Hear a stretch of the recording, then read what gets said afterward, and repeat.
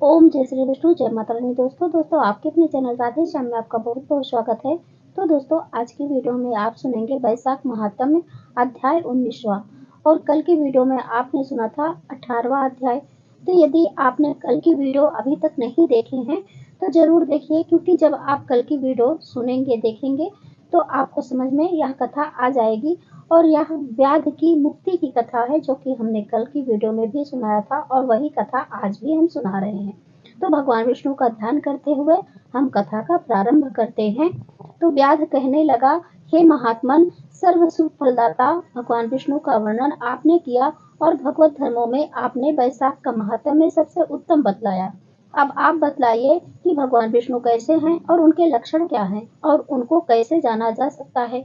वैशाख धर्म क्या है जिससे भगवान प्रसन्न होते हैं? व्याध के इस प्रकार पूछने पर मुनि कहने लगे कि विष्णु भगवान सर्वशक्तिमान, निपुण, निर्चेष्ट, अनंत सच्चिदानंद स्वरूप हैं और संपूर्ण चराचर विश्व के स्वामी हैं। अब मैं उनके लक्षण बताता हूँ, जिससे उत्पत्ति, स्थिति, संहार, आवृत्ति, नियम, प्रकाश, बंधन और मोक्ष होता है। पंडित लोग उसी ब्रह्मा को विष्णु कहते हैं।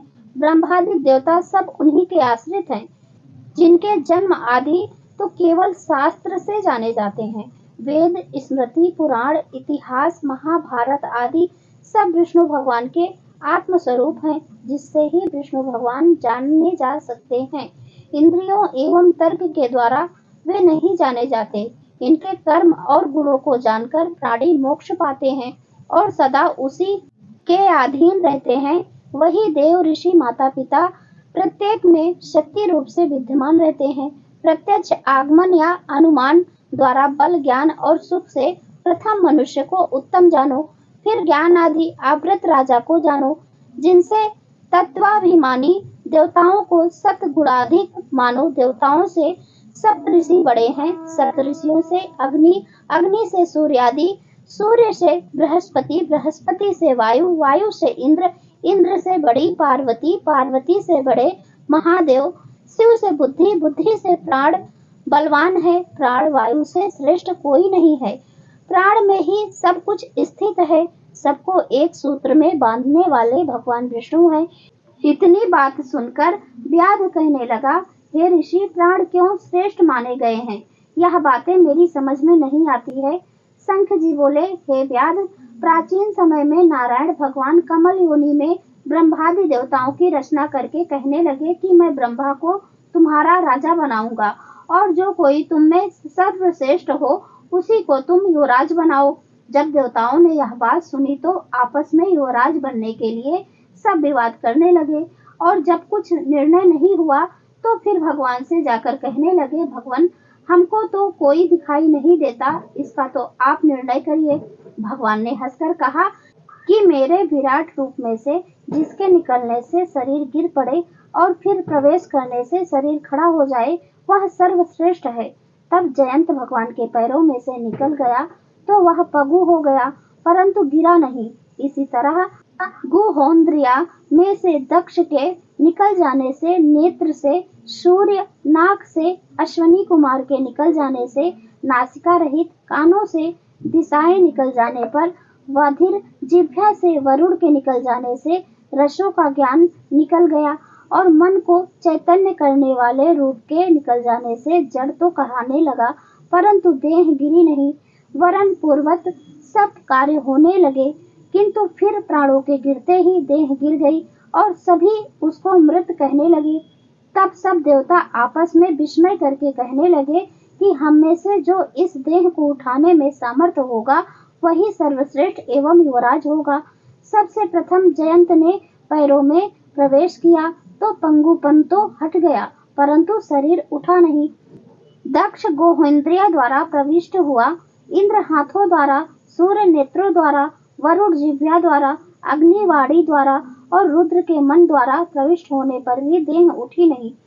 सबसे अंत में प्राणों के प्रविष्ट होते ही शरीर खड़ा हो गया। इसी कारण प्राण सर्वश्रेष्ठ और युवराज बनाया गया। तब प्राणों के सम्मान के लिए यह सृष्टि प्राणात्मक है, और प्राण ही जगतपति हैं। प्राण बिना जगत कुछ भी नहीं, प्राणों के बिना बुद्धि भी नहीं होती। इसलिए प्राण संपूर्ण जीवों में श्रेष्ठ होते हैं और सब जीवों की अंतरात्मा है। भिन्न भिन्न कार्यों का साधन एवं प्राण से ही अनेक बार है। यही कारण है कि प्राण ही इस संसार के रचने और पतन करने व संहार करने में समर्थ है। शेष शिव और इंद्रियां, जड़ चैतन्य कोई भी भगवान को पराभव नहीं कर सकता। यही प्राण सब देवात्मक, देवमय, व्यापक तथा वासुदेव भगवान का अनुवर्ती और भगवान विष्णु का वशीभूत है। यह वासुदेव की प्रतिकूलता न कभी देखता और न सुनता है।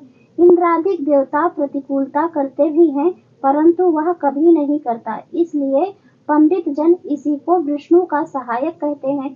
जैसे सर्प जीर्ण केचुली को त्याग देता है, उसी प्रकार यह भी जन्मानुबंधन शरीर त्याग कर नारायण के परम धाम को जाता है। शंख मुनि की बात सुनकर व्याध ने बड़ी प्रसन्नता और अत्यंत दीन भाव से फिर पूछा, हे ब्राह्मण, इस संसार में देवता, मुनि, संत और महात्माओं की महिमा तो पुराणों और लोक में विख्यात है, परंतु प्राणों की महिमा इतनी नहीं कही गई। तब शंख मुनि कहने लगे कि प्राचीन काल में एक समय प्राण बहुत से देवताओं को साथ लेकर अश्वमेध यज्ञ करने के लिए गंगा तट पर गए और हल से भूमि की शुद्धि करने लगे।